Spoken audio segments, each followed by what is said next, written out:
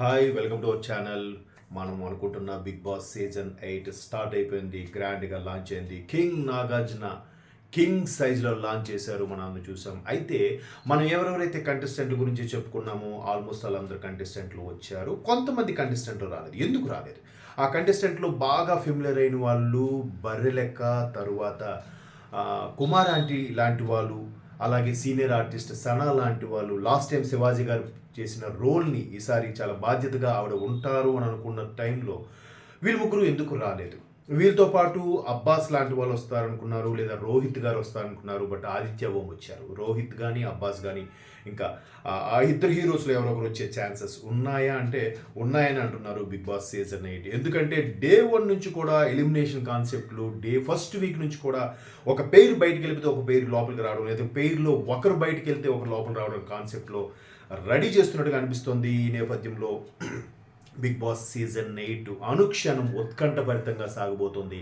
ఇప్పటికే ప్రతి సీజన్లో కూడా ఒక వీక్ కాకపోతే వీకెండ్లో శని ఆదివారాల్లో ఆ శుక్రవారం రిలీజ్ అయిన సినిమాకు సంబంధించిన గెస్ట్లు వచ్చేవారు. బట్ ఈసారి అలా కాకుండా ఎప్పటికప్పుడు గెస్టులతో పాటు ప్రతి వీక్లో కూడా ఒక మంచి మంచి గెస్టుల్ని, సెలబ్రిటీల్ని ఇంట్రడ్యూస్ చేస్తూ టాస్క్ని రసవత్రంగా చేయాలని మరింత ముందుకు తీసుకెళ్ళిపోతున్నారు. ఇప్పటికే హౌస్లోకి ఎంటర్ అయ్యేవాడిని పెయిర్గా ఎంటర్ చేశారు.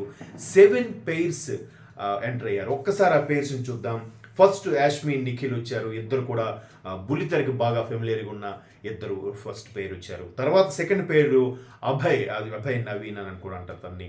అదే మన పెళ్లి చూపులు అభయ్ తర్వాత తను ప్రేరణ అంటే మన కృష్ణ ముకుంద మురారి సీరియల్లో బాగా ఫెమిలియర్ అయిన ప్రేరణ. సో యష్మి, ప్రేరణ వీళ్ళిద్దరు కూడా వాళ్ళు వచ్చారు సెకండ్ పేరు. ఇకపోతే థర్డ్ పేరు ఆదిత్య ఓం, మన లాహిరిలో సినిమాలో బాగా ఫెమిలియర్ అండ్ ఆర్జీవి గారితో ఫేమస్ అయిన మన సోనియా థర్డ్ పేరుగా వచ్చారు.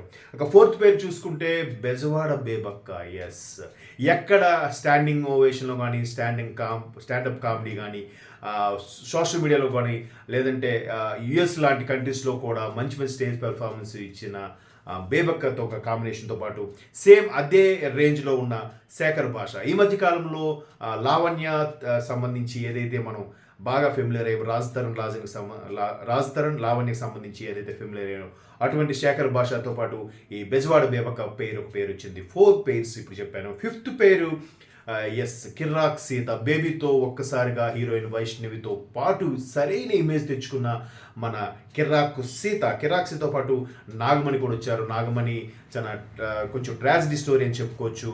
ఆ ట్రాజడీ స్టోరీతో పాటు ఒక్కసారిగా బౌన్స్ బ్యాక్ అయ్యి యుఎస్ వెళ్ళి తర్వాత మళ్ళీ ఇండియా రిటర్న్ వచ్చి సీరియస్లో యాక్ట్ చేశారు. సో కిర్రాక్ సీతతో పాటు నాగమణి కార్తిక్ 5 పేర్సే. ఇంకా 2 పేర్స్ ఏంటంటే మనం ఆల్రెడీ చూసాం. ఒకరు పృథ్వీరాజ్, మనకి టీ ప్రోగ్రాంలో హైపరాది ఫుల్గా పంచులేస్తూ అందరితో నవ్వించు, ఆయన కూడా అట్లా తీసుకునే విధానం కూడా చాలా బాగుంటుంది. సో ఆ పృథ్వీరాజ్తో పాటు విష్ణుప్రియ.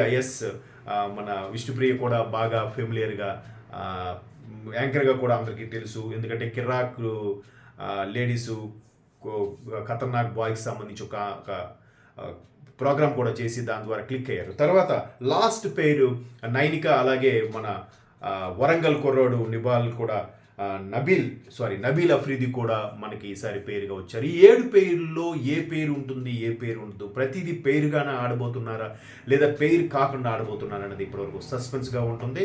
మేబీ పేరుగా ఆడొచ్చు, పేరు కాకుండా కూడా ఆడొచ్చు. పేరులో ఒకరు పెర్ఫామ్ చేసి ఇంకోటి చేయకపోయినా కూడా టీం వర్క్ కింద ఇద్దరిని ఎలిమినేట్ చేయరు, ఒకరినే చేస్తారు. ఈసారి ప్రతి వీక్ కూడా ఉత్కంఠభరితంగా ఉండబోతుంది.